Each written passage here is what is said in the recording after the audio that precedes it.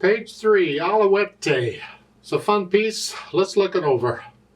It's 4 lines long, treble and bass clef, 4/4 time signature again, so there's 4 counts in a measure, and we're counting quarter notes. Or there's the same as 4 quarter notes in every measure.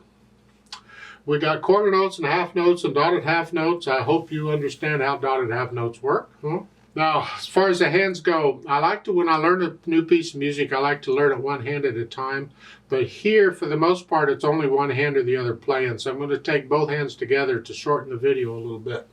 The right hand is at the beginning, and you start with thumb on middle C. Now, you should know the names of these notes. If you don't know the names of the notes, just drill yourself.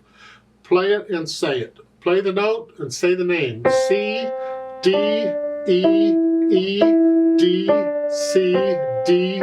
Just forget the rhythm, just play it and drill yourself. It should be automatic and instant eventually. You don't have time to be trying to figure it out or looking at stickers on the keyboard or not. You need to know what they are. However, let's go on. We're going to pretend you know what they are. So you're here, and remember the dotted half note is the same as 3 quarter notes. Just remember that. It's 3 quarter notes. So if you know how much a quarter note gets, this gets 3 of that. So it gets 3 counts. 1, 2, 3. Also, another way of looking at it is, well, the half note gets 2 counts, and the dot gets half of that, which is 1. So you put them together, you get 3 counts. There's different ways of looking at it. 1, 2, 3. 1, 2, 3, 4. And then the left hand gets to play the last note, and third finger's on the G. That puts your left hand here. Here. And that's where you are.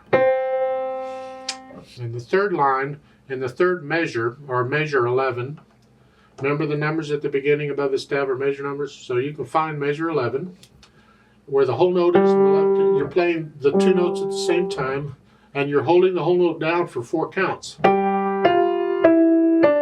Lift it up right when you play the C. You go through and get the notes and the rhythms okay, and then go back through and work out any problem spots or hesitation, so it's a nice steady beat. Take it as slow as you need to, doesn't matter, but it's got to be a steady beat. And we'll think about the articulation. And the only articulation you're giving are some slurs. Here, connected. Go ahead and lift up before and after these slurs. You don't always lift up before and after a slur, but in this piece, let's do. So that first line, connect the first 2 measures. Lift up. Just a little lift up. It's like taking a breath. Lift up. So it's like taking a breath. Lift up. Lift up. So lift up before and after each of these slurs. And the dynamics, MF, mezzo forte, it's all melody. So it just applies, because normally the dynamic applies to the melody. Well, it's all melody pretty much, so okay. Whatever you think moderately loud is. The whole thing is basically there until the last line. You have an F for loud, where you're going to go up to loud. Whatever you think loud is, don't get carried away with loud. It's just a little louder than moderately loud. Finally, the speed. Well, it's a happy piece, but it's got to be accurate. So what can you play accurately? 1, 2, 3.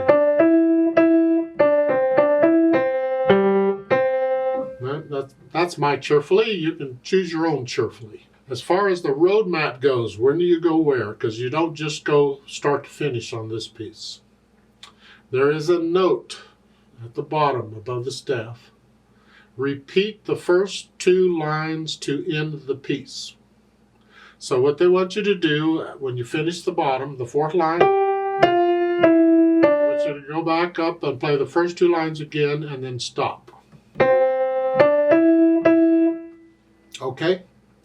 However, when you do that, when you go back up, I would like you to connect it. Don't lift up this time. No, connect it, because these half notes, it leads into it, and when you lead into something, you want to connect it most of the time. So connect that. Last note at the bottom to the first note on top, connect it. No silence.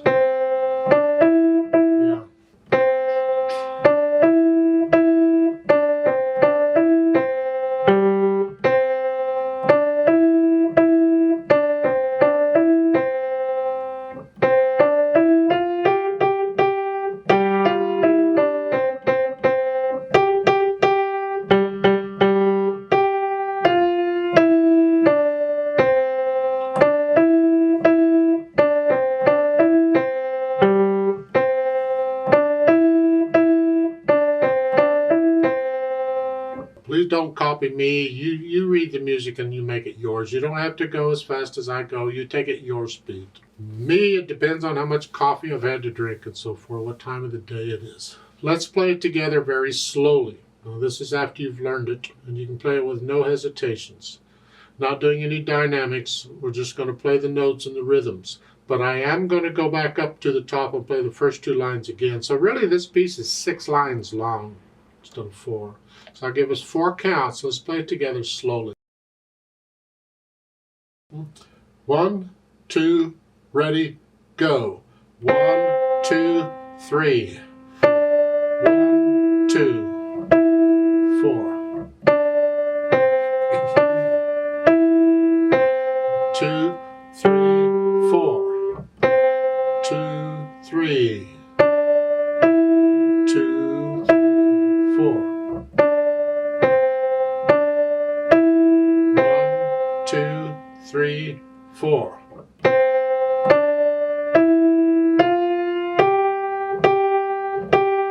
4.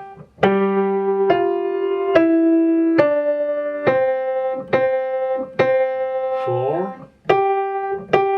3, 4. 4. 2, 3, 4. 2. To the beginning.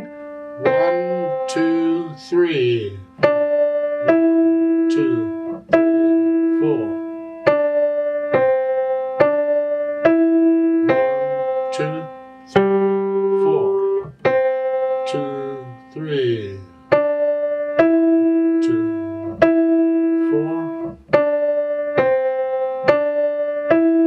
1, 2, 3, 4. Off. There's a duet for this at the bottom of the page. I'd like to play that. And you play what you just played. I'm going to speed it up a bit. Now let's try it together and see how it works. Again, I need you to go up an octave on the piano, which means you're simply going to pretend that middle C, instead of here, is going to go up to the next C up here. So this is middle C, so you're up here. You play it all up here. I'll give us 4 counts. 1, 2, ready, go.